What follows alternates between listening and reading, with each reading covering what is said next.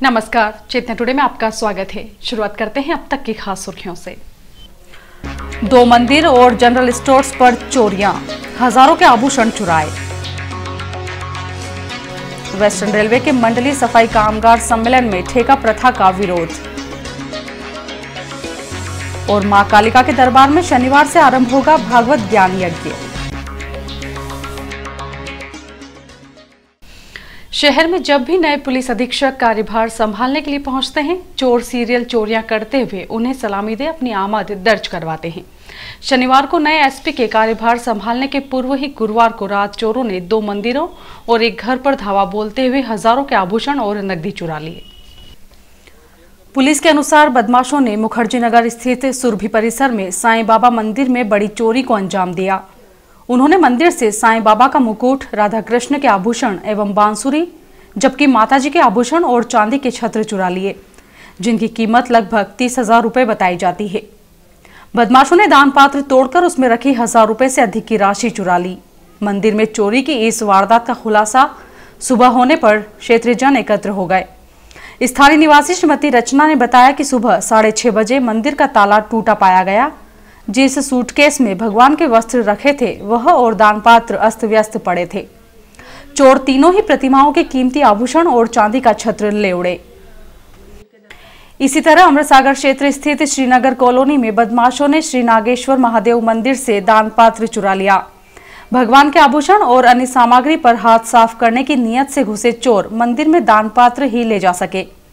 घटनाक्रम की प्रत्यक्षदर्शी माया ने बताया कि रात 2:45 बजे जब मेरे घर में कुत्ता लगातार भौंक रहा था तो मैंने उठकर देखा कि घर के ठीक सामने स्थित मंदिर के बाहर 2 लड़के शॉल से मुंह ढका होकर हाथों में दान पात्र लिए भाग रहे थे। मैंने जैसे ही शोर मचाया उन्होंने पथराव किया और बाइक पर बैठकर भाग निकले। इसी तरह क्षेत्रीय निवासी मनीष बाफना ने भी चोरों को देखा और शोर मचाया। पुलिस थाना औद्योगिक क्षेत्र अंतर्गत 2 मंदिरों में चोरियों के साथ मुखर्जी नगर में ही बदमाशों ने किराना दुकान की शटर का ताला तोड़कर चोरी की। उन्होंने दुकान का गल्ला तोड़ते हुए उसमें रखी लगभग 8,000 रुपए की राशि निकाल ली। दुकान का सामान भी अस्त व्यस्त कर दिया। संचालक रमेश सिंह ने बताया कि मेरे जनरल स्टोर में सामान के साथ 8,000 रुपए नगद रखे हुए थे, जिन्हें बदमाश ले जाने में सफल हो गए। हालांकि उन्होंने राशन कार्ड और गैस की डायरी को यहीं पटक दिया। तीनों ही घटनाओं की शिकायत मिलने पर पुलिस थाना औद्योगिक क्षेत्र ने हमेशा की तरह जांच शुरू कर दी है। हम आपको बता दें, वर्ष 2011 में एसपी डॉक्टर रमन सिंह सिकरवार ने जब रतलाम जिले का पदभार 20 जनवरी को संभाला था, उसके ठीक एक रात पूर्व महू रोड पर दुकानों में सीरियल चोरियां करते हुए चोरों ने नए एसपी को मानो सलामी दी थी। अब जबकि डॉक्टर सिकरवार शनिवार को रतलाम से पदमुक्त होकर शिवपुरी प्रस्थित हो रहे हैं और नवागत एसपी डॉक्टर जी के पाठक शनिवार को पदभार संभालने जा रहे हैं, चोरों ने नए एसपी के आगमन के पूर्व ही अपनी आमद दर्ज करवा दी है। सूने मंदिरों में चोरियों के साथ सूने घर और महिलाओं के गले से चेन झपटने की वारदातों को रोकना नए एसपी के लिए पहली बड़ी चुनौती होगी। ब्यूरो रिपोर्ट, चेतना टुडे। सोमवार को वेदव्यास कॉलोनी से लापता स्कूली छात्र के मोबाइल फोन की लोकेशन 4 दिन बाद जबलपुर में मिलने पर रतलाम पुलिस ने जबलपुर पुलिस की मदद से छात्र को सुरक्षित बरामद कर लिया है, जिसे शुक्रवार रात रतलाम लाया जा रहा है। वेदव्यास कॉलोनी में अपने काका राजेश सेंचा के साथ रहकर रतलाम पब्लिक स्कूल में अध्ययनरत कक्षा 9वीं का छात्र संदीप 14 वर्षीय पिता गोपाल सेंचा निवासी ग्राम रत्ताखेड़ा सोमवार सुबह लगभग 9 बजे यह कहकर गया था कि मैं बाजार जा रहा हूं, लेकिन शाम तक उसके वापस नहीं लौटने पर परिजनों ने पुलिस थाना औद्योगिक क्षेत्र पर उसकी गुमशुदगी दर्ज करवाते हुए तलाश शुरू की थी। सीएसपी गौरव तिवारी ने बताया कि संदीप के मोबाइल की लोकेशन पहले नई दिल्ली के पहाड़गंज में मिली थी। उसके बाद साइबर सेल ने लगातार मोबाइल की लोकेशन जांचने के लिए कार्रवाई जारी रखी। बुधवार को लोकेशन इटारसी में और उसके बाद गुरुवार को जबलपुर में लगातार 6 से 7 घंटे तक रेलवे स्टेशन क्षेत्र में पाए जाने पर तत्काल स्थानीय पुलिस को सूचित करते हुए संदीप को सकुशल ढूंढ लिया गया। रतलाम से पुलिस थाना औद्योगिक क्षेत्र और परिजन उसे लेकर रतलाम निकल चुके हैं, जो शुक्रवार देर रात तक पहुंच जाएंगे। श्री तिवारी ने बताया कि संदीप के साथ कोई अपराध नहीं हुआ है। ऐसी संभावना है कि वह अपनी स्वेच्छा से ही घर छोड़कर निकल गया था।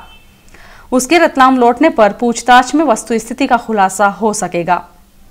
बहरहाल 4 दिन से अपने इकलौते पुत्र को तलाश रहे माता पिता और परिजनों के चेहरे पर उस समय खुशी की लहर दौड़ गई जब उन्हें उनका बेटा सकुशल मिल गया। धर्मसू नगरी में मां कालिका के दरबार में शनिवार से श्रीमद् भागवत ज्ञान यज्ञ की गंगा बहेगी। परम पूज्य ब्रह्मर्षि आचार्य श्री किरीट भाई के मुखारविंद से भागवत ज्ञान का रसपान कराया जाएगा। इस हेतु लगभग 10,000 से अधिक श्रद्धालु बैठ सकें, इसकी तैयारियां पूर्ण कर ली गई हैं। भागवत ज्ञान यज्ञ का आयोजन श्री तुलसी परिवार द्वारा 16 से 22 मार्च तक किया जाएगा। श्री तुलसी परिवार रतलाम आयोजन समिति के अध्यक्ष नंदलाल व्यास ने बताया कि श्री कालिका माता मेला परिसर में 16 मार्च से श्रीमद् भागवत कथा का आयोजन किया जाएगा। प्रतिदिन दोपहर 2 से शाम 6 बजे तक परम पूज्य ब्रह्म ऋषि आचार्य श्री किरीट भाई मुखारविंद से भागवत ज्ञान का रसपान कराएंगे। कथा स्थल में श्रद्धालुओं के बैठने के लिए 25,000 वर्ग फीट क्षेत्र में नामली से बुलाए गए डूम टेंट से विशाल पांडाल का निर्माण कराया गया है। इसमें प्रतिदिन 10,000 से अधिक श्रावक कथा श्रवण कर पाएंगे।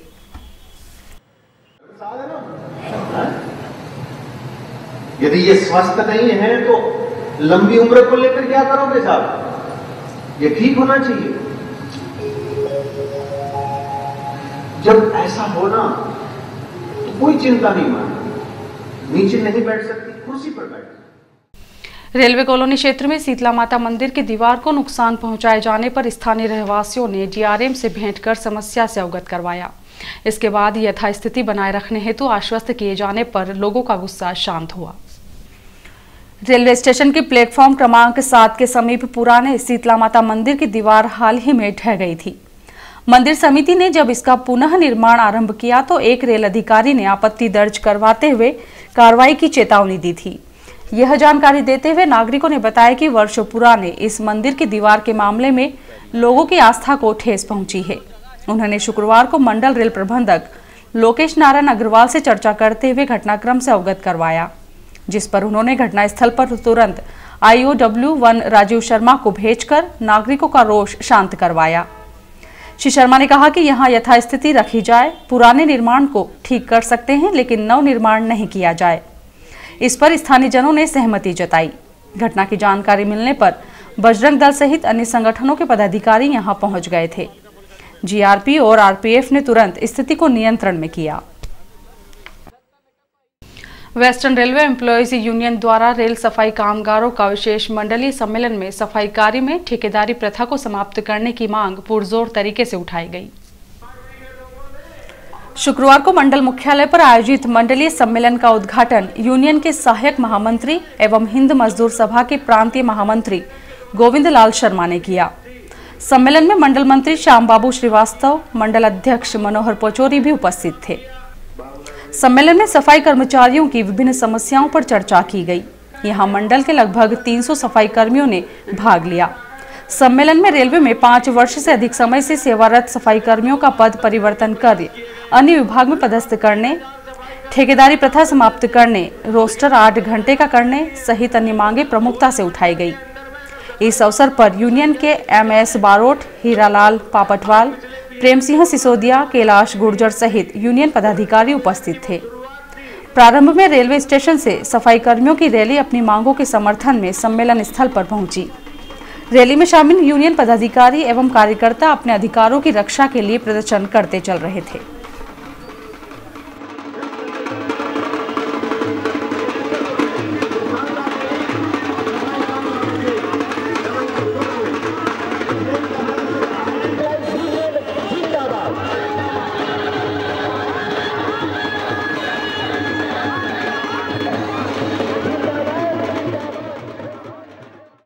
फाग महोत्सव के उपलक्ष्य में देवालयों में इन दिनों भजन संकीर्तन के कार्यक्रम चल रहे हैं। शुक्रवार को माणक चौक स्थित महालक्ष्मी जी मंदिर में महिलाओं ने रंग गुलाल और पुष्प वर्षा करते हुए जमकर फाग उत्सव मनाया।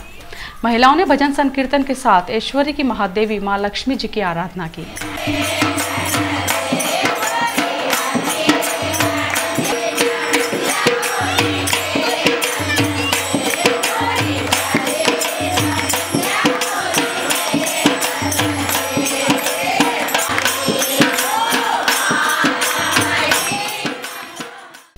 मुख्यमंत्री तीर्थ दर्शन योजना के तहत रतलाम से 21 मार्च को रामेश्वरम तीर्थ के लिए विशेष ट्रेन रवाना होगी।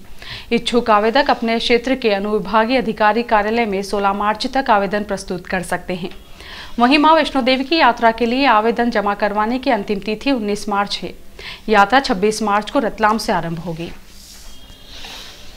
आमान परिवर्तन कार्य के तहत जावरा फाटक को नागरिकों एवं वाहनों की आवाजाही के लिए 17 मार्च को बंद किया जाएगा।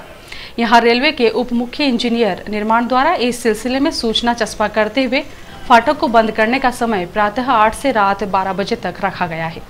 सूत्रों के अनुसार इस दौरान यहां आमान परिवर्तन कार्य संबंधी कार्य को गति देते हुए मौजूदा रेल लाइन को हटाया जाएगा।